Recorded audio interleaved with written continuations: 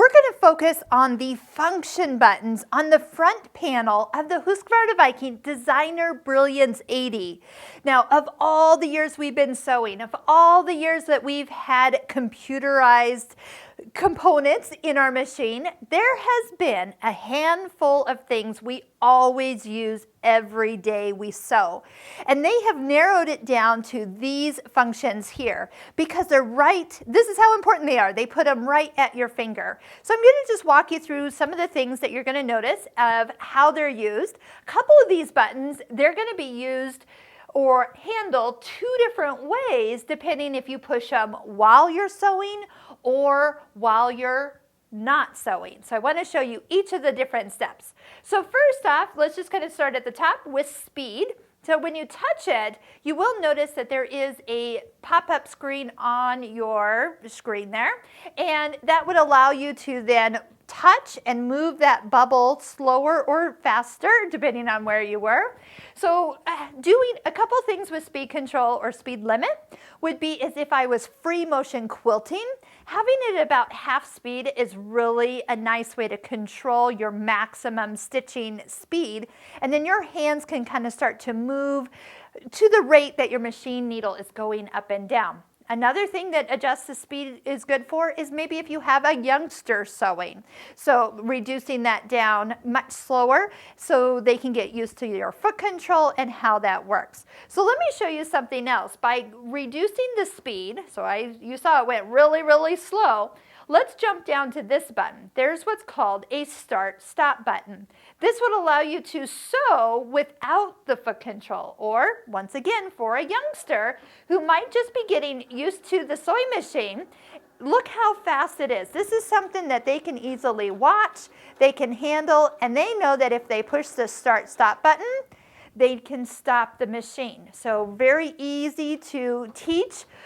Again, when somebody is a little younger, they're not used to like controlling speed like on a gas pedal of a vehicle just yet. Sometimes that comes a little later in life, but this is really nice. Now they'll know that if they want to adjust it maybe a notch or two higher, then that would go a little bit faster. So I am going to return that back to its fullest speed, all the way up to fast. Then that way I'm good to go, but that's actually where you would do it. Now, thread cutter, again, can be used two different ways. So right now, if I touch the thread cutter, right where I am, I'm going to get the cut, and the foot will lift at the end after it cuts. So that's great, but I didn't get a locking stitch. Do you see how those little threads are on the back? They're all loose, nothing secure at all. But let's say I go ahead and I start. Okay, I have some locking stitches at the beginning, but if I touch the thread cutter while I'm stitching, it will end with locking stitches before it cuts. Continue into the cut, lift the foot all at once. So I'm secure here and here. All right, so I like to teach my students that you can have it cut anytime and then also cut with a lock if you touch it when the machine is in motion. All right, next up, let's talk about the foot up and down. And the reason for it is right now the foot is up, the feed dogs are up, everything's ready to stitch.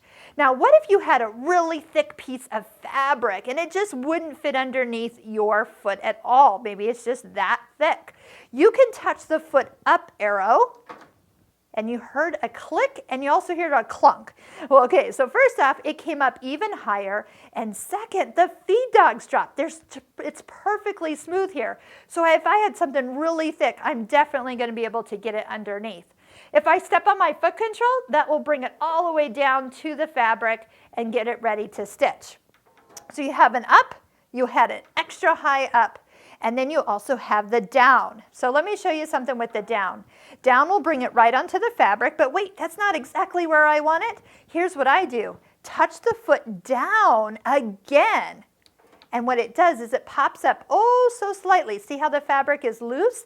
That would allow me to maybe move exactly to where my needle needs to start without going all the way back up and then all the way back down. Just pop it up by touching the down arrow where the foot is. Okay, next, let's say we're sewing and we want to stop with our needle in the fabric. That's your needle down feature.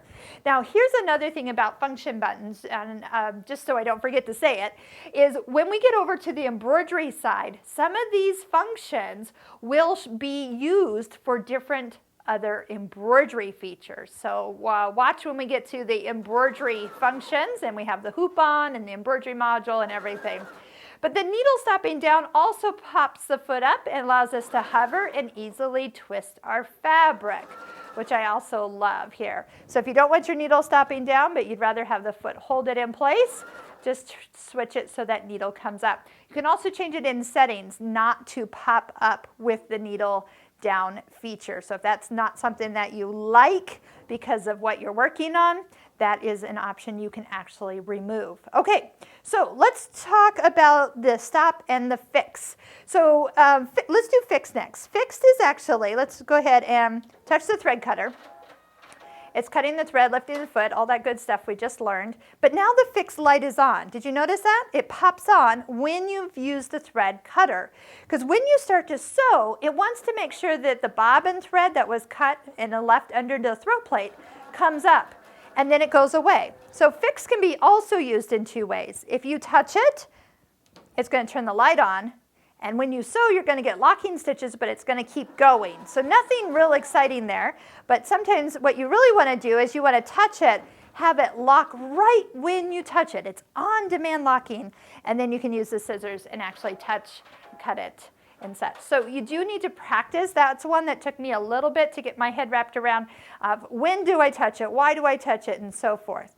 Let's talk about the stop. And I'm going to actually this time pull up a decorative stitch and just how about a quick one that I know sews out easily.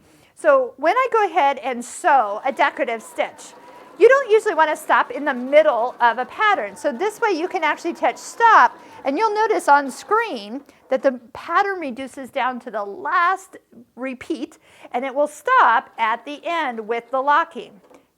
And then nothing. You can do the thread cutter, but you do know that the stitch is complete. So you don't have half a stitch going on when you're sewing that. So the stop button is just that. It's great for lettering, great for decorative stitches. But let me show you something else. Let's do this decorative stitch again, and I'm going to kind of just so we do get one, is if I'm sewing during a decorative stitch and touch the scissor button, it's going to also finish that decorative stitch, lock it, and cut it. So usually when I'm stitching out my stitch book, which we'll talk about quite a bit through these videos, that's a great way to sew a row, and then at the end, when you get close to the end, touch the scissor button and it cuts it. After finishing the pattern, locks it and cuts it and lifts the foot. So it's all in one. So this probably is going to become the most common one that you touch. We already did the start-stop button. Let's talk about the reverse button. So also can be used two different ways. So if you're just sewing, let's just go back to a straight stitch, touch in stitch number 1. So we're sewing along, and just like a normal sewing machine, you want to back up while you're sewing. Touch the reverse button and hold it, and then when you let go, it comes forward again. The longer you hold it, the longer it goes back, and then release it for forward. Now you're noticing that that light turns on while I'm holding it, but I also pushed it while I was sewing. Here's what happens if you push it when you're not sewing. So you're going to touch it, you're going to see the light comes on, and it will sew forever in reverse. All right, until you turn the blue light off. So kind of get used to like, okay, if you need to reverse, you just touch it while you're sewing. You get kind of that quick little back and then release it for forward.